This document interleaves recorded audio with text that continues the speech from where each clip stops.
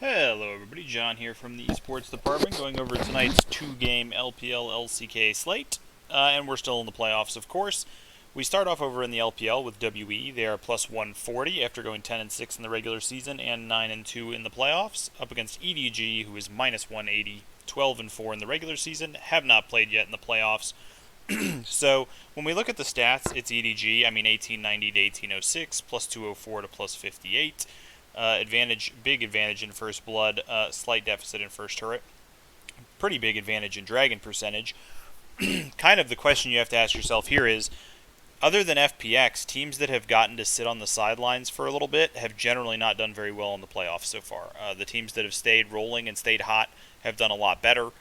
And WE has been pretty impressive in this playoff so far. 6-0 in the first two rounds, a 3-2 win over Rear Adam where they showed a little shakiness, but they didn't have the traditional issue that I sometimes have with WE where they look kind of tilted after they lose a game or two.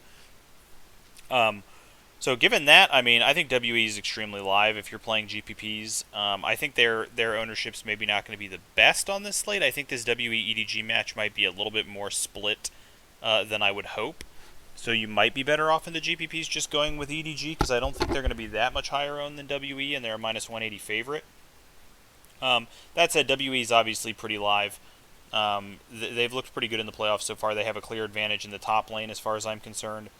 I think the jungle is a slight advantage for WE. The mid lane is a wash. The bot lane is a big advantage for... No, not big advantage. An advantage for EDG. So it's kind of top side versus bot side, and top side runs the world right now. So, it's not like EDG has an incompetent top side, but WE's top side looks like the best in the league. So I think that makes for an interesting matchup. I don't mind WE at all in the GPPs, but clearly EDG is the favorite, so we'll treat them like the favorite.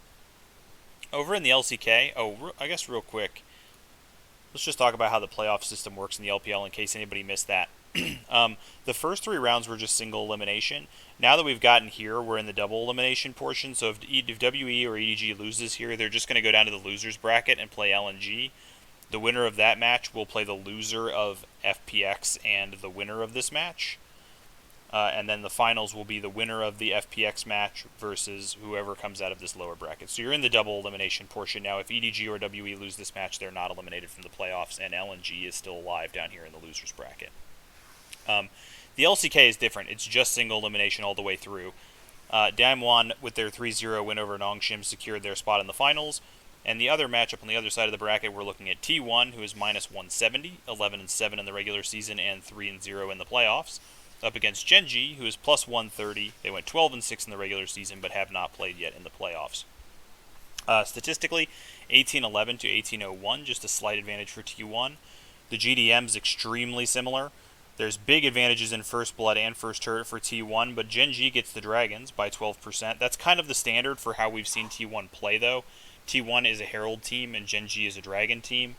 T1 has the 13% edge in heralds, and that has translated to a big goal differential at 15 lead. They are plus almost 1100, GenG at minus 137. So it's a styles clash game, if I'm honest with you. T1 is going to have to push the pace, and they're going to have to try to get leads every game, and they should be able to at least get leads. GenG is more likely to scale up a little bit. If GenG meets them in the early game, I do see a lot of issues with this T1 team. I think they're beatable. When I did my ownership for this slate, I did it usually odds order on a two-game slate is usually how it's going to go. But I actually went out of order this time. I kind of feel like EDG and WE people are considering to be a closer matchup than T1 and GenG. Most people I think are on the T1 side. I think people are pretty heavy on them with GenG's weak end to the season, and people feel like they're kind of split on WE EDG to me. I might end up being wrong about that, but that's just from what I'm seeing in the chats and stuff that I'm in, it feels like people are considering this a more contested match. So GenG might make a good GPP play here. Unfortunately, it's really hard to treat that match with too much respect because T1 is so not bloody and GenG is pretty not bloody as well, whereas both EDG and WE are super bloody. So we kind of expect EDG WE to be, the higher scoring game. If we go over here, as far as expectations for scoring, you will need to keep an eye, if I didn't mention this already, you will need to keep an eye on some of these lineups. T1 and GenG both have some chance of doing some subbing stuff here. I have Teddy listed as the AD carry for now. we'll see if that ends up being the case. But as far as expected scoring, WE and T1 in the top lane, WE and EDG, EDG WE, EDG WE, EDG WE. So the LPL match just looking like the higher scoring match in every metric there. If you're looking at a cash game, you'd want to be playing T1 and EDG. Jungle captain for EDG, you can get 4 EDG in there. That seems like a pretty nice little straightforward one. It seems unlikely that anyone other than Owner or Canna would play.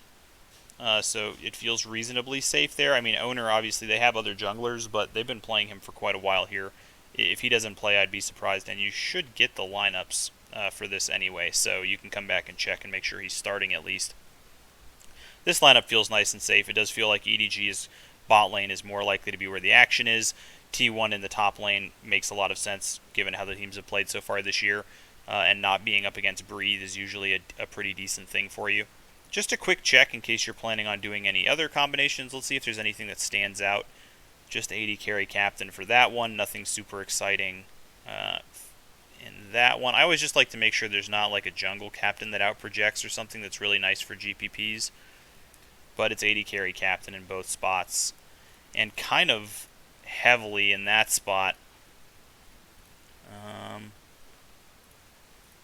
Pretty heavily here too. So both spots really just showing AD carry captains, which is unfortunate because it's not really what you want to be doing in big field GPPs, but that is what's projecting the best. Just a lot of kind of mediocre mid laners and excellent AD carries for sure. At least in the WE EDG matchup, which is where most of the points are coming from. You're looking at kind of mediocre-ish mid laners and fantastic AD carries.